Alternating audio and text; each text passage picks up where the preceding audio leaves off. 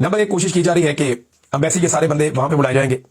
पीएमएलएन के जितने वर्कर हैं यहां बर्तानिया में, उन सबको इकट्ठा किया जाएगा और मैक्सिमम लोगों को, खासतौर पर जो गरीब लोग हैं, उन्हें इकट्ठा किया जाएगा। एक एक बंदे की स्क्रूटनी की जाएगी और उसको जिम्मेदार बनाया जाएगा कि वहां पे कोई ऐसी बात ना हो जिससे आर्मी चीफ की देनादारी हो या वो परेशान हो। फिर पाकिस्तान से बंदे आएंगे, उसके बाद जो यूरोप के अंदर जो आजमूदा बंदे हैं वो भी बुलाए जाएंगे और इस तरह लंदन में, बर्तानिया में आसिम मुनीर साहब का एक प्रोग्राम डिजाइन किया जाएगा। इसकी तैयारियां हो रही हैं। अब ये तैयारियां करके 400-500 बंदा शायद इकट्ठा कर ले, मे बी, हो सकता है कर भी ले। पाकिस्तान के अंदर भी एक पीएमएलएन का प्रोग्राम था, काफ लीग के और नून लीग के बंदे आए थे बहुत बड़ी तादाद में। कईयों को टिकट देके बाहर से बुलाया गया था कि ये इन्वेस्टर हैं, ये आ रहे हैं। 1 रुपए की इन्वेस्टमेंट वो नहीं लेकर आए पाकिस्तान में। जिन्हें इन्वेस्टर्स कह के बुलाया गया, वो बेचारा कोई टैक्सी ड्राइवर है, कोई और काम करता है, वो मेहनत मजदूरी करते हैं बाहर मुल्कों में, उनको बुला लिया इन्वेस्टर बना के। फिर जब बंदे कम पड़ गए तो वहां पाकिस्तान से बंदे पकड़ के बैठा लिए कि जनाब ये सारे ओवरसीज हैं। आर्मी चीफ ने जाके वो सियासी जलसे थे खिताब भी कर लिया। अब यहां पे भी इसी तरह सियासी जमातों का जलसा इकट्ठा किया जा रहा है जिससे आर्मी चीफ खिताब करेंगे, मगर ओवरसीज पाकिस्तानियों ने इसके लिए एक प्लानिंग की है। अब मैं आपको डिस्क्लोज नहीं करूंगा, लेकिन ओवरसीज पाकिस्तानी बड़े पैमाने पर वहां बाहर एहतजाज करने आएंगे और वो इस तरीके से एहतजाज कर रहे हैं और कुछ हिकमत अमली उन्होंने ऐसी बनाई है कि जो पाकिस्तान में उनकी फैमिलीज को परेशान किया जाता है वो ये रजीम नहीं कर पाएगा। इनके लिए वो करना मुमकिन नहीं होगा। बकौल ओवरसीज पाकिस्तानियों को उन्होंने अच्छा बंदोबस्त किया इस मरतबा, लेकिन अभी तक जो है यहाँ बर्तानिया में जो एस्टेब्लिशमेंट है पाकिस्तानी, उन्होंने अभी तक फाइनल नहीं किया कि क्या वाकई आसिम मुनीर साहब को बुला के ये वाली सारी कार्रवाई होगी या नहीं होगी। अगर तो ये सारा हो जाता है, लेकिन बतौर आर्मी चीफ उनका काम क्या है कि वो यहाँ पे आए और आके एक पब्लिक गैदरिंग से खिताब करें। कोई काम ही नहीं है। दिफा का काम है, जाए अपना काम करें। मईशत के अंदर घुसने का कोई काम नहीं है, फॉरेन पॉलिसी में घुसने का कोई काम नहीं है, ओवरसीज पाकिस्तानियों में या पब्लिक में घुसने का कोई काम नहीं है। उनका अपना काम है। क्या आपने सुना कभी रशिया का, इंडिया का, चाइना का, बांग्लादेश का, इनके आर्मी चीफ आए और आकर ओवरसीज कम्युनिटी से खिताब करते फिरे? ऐसा तो दुनिया में कहीं नहीं होता। लेकिन पाकिस्तान वो वाहिद मुल्क है जिसके आर्मी चीफ को सारा कुछ अलाउ होता है और वज़ीर आज़म साथ लेकर आता है कि आओ जनाब करो, मैं आपका अर्दली। अब सूरत यह है कि पाकिस्तानियों को यह कहा जा रहा है एस्टेब्लिशमेंट की जानिब से, पहले भी कहा गया कई दफा, आज मुझे लोगों ने बाकायदा कंफर्म किया, ये भी बताया किस किसने कहा। वो कहते हैं हमें कहा जा रहा है कि आप नवाज शरीफ को गालियां दे लें, शहबाज शरीफ को दे लें, मरियम को दे लें, जरदारी को दे लें, मौलाना को दे लें, आप सियासतदानों को जितनी मर्जी गाली दें, बस आप आसिम मुनीर साहब को कुछ ना कहें। हमारी ये ख्वाहिश है कि आप सियासतदानों को गंदी गालियां दें, कुछ भी कहें, ये इसी काबिल है, लेकिन आप आसिम मुनीर साहब को कुछ ना कहें तो हम आपके लिए गुंजाइश पैदा कर देते हैं, आप अपना एहतजाज कर दें, हम अपना प्रोग्राम कर देते हैं। लेकिन जो ओवरसीज हैं उन्होंने कहा जी कि हमने कंपेन चलानी है, एक नो एक्सटेंशन, यानी एक्सटेंशन के खिलाफ एक तहरीक चलाने का वो इरादा रखते हैं ओवरसीज पाकिस्तानी आने वाले दिनों में। दूसरा, जो कॉमनवेल्थ के खिलाफ भी एक एहतजाज की कॉल जो है वो अब शुरू होने जा रही है। इसके ऊपर गौर कर रहे हैं ओवरसीज पाकिस्तानी के कॉमनवेल्थ ने रिपोर्ट क्यों नहीं अभी तक जारी की, इतना अरसा क्यों छुपा कर रखी, इस पे भी वो एहतजाज करने जा रहे हैं। और जो पाकिस्तान में बरतानवी सफीर है उनके हवाले से मैंने देखा और सुना कि ओवरसीज पाकिस्तानियों के बड़े तहफुजात हैं। वो ये कहते हैं, महसूस होता है कि जैसे पाकिस्तान के अंदर जो बरतानवी सफीर है वो शायद पाकिस्तानी मौजूदा रजीम का हिस्सा है और वो इस तरीके से चीजें करती हैं कि पाकिस्तान में डेमोक्रेसी को, ये उन्हें लगता है जिन लोगों ने डीरेल किया है वो उनके साथ ज्यादा उनको देखा जाता है या उनकी गुड बुक्स में। अब इस पे जो है वो ओवरसीज पाकिस्तानी के बड़े तहफुजात हैं। वो कहते हैं हम कुछ खतूत भी लिखने वाले हैं और अपने अपने एमपीज को भी हम लिखेंगे, अपने अपने इलाकों में जो एमपीज हैं उन सबको लिखेंगे और हम इस पे एहतजाज भी करेंगे, आवाज भी उठाएंगे। अब ये चंद चीजें हैं जो ओवरसीज पाकिस्तानी आने वाले वक्त में करने जा रहे हैं। इसमें एक चीज मैं आपको और बताऊं कि आज के दिन में तोशाखाना 2 केस भी लगने वाला है अडयाला जेल में। तो केस लगता है तो वहां पे अंदर लोग भी जाएंगे।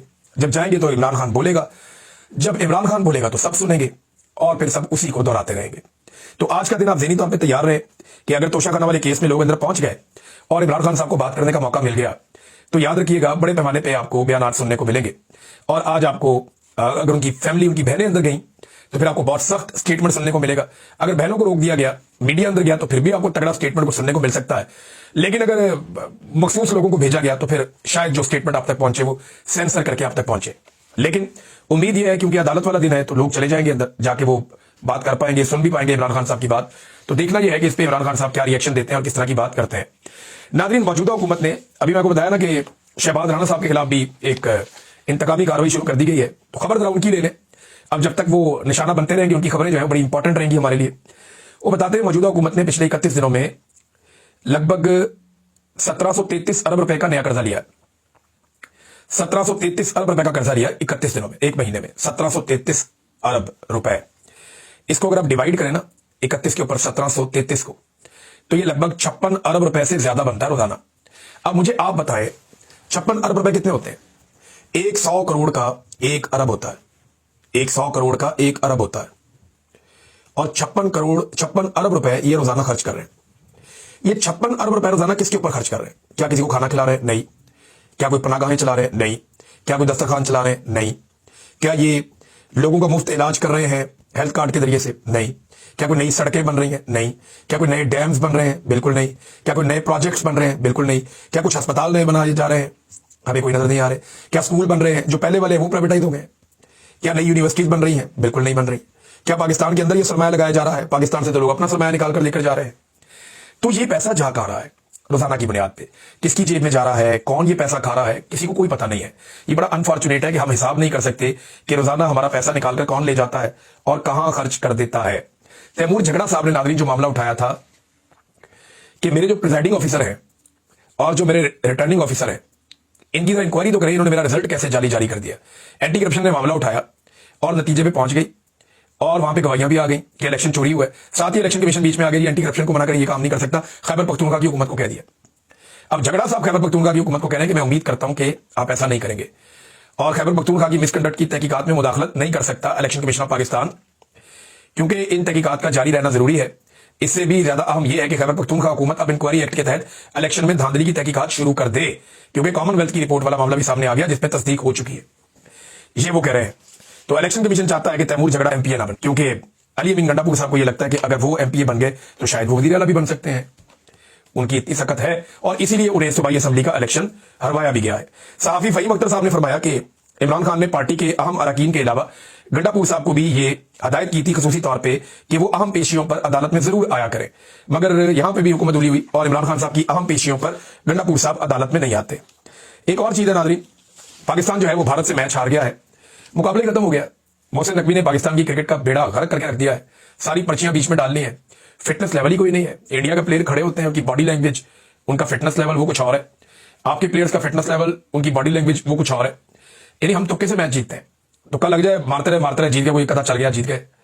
आपकी टीम के अंदर वो स्पिरिट ही नहीं है, वो टीम ही नहीं है, वो ऐसा लगता ही नहीं है, एक यूनिट की तरह खेलते ही नहीं। जबकि अगर आप इंडियन टीम को देखें तो उनके पास एक बेहतरीन कॉम्बिनेशन है, वो दुनिया की टॉप की टीम है। तो हर शोबे में पाकिस्तान नीचे जा रहा है।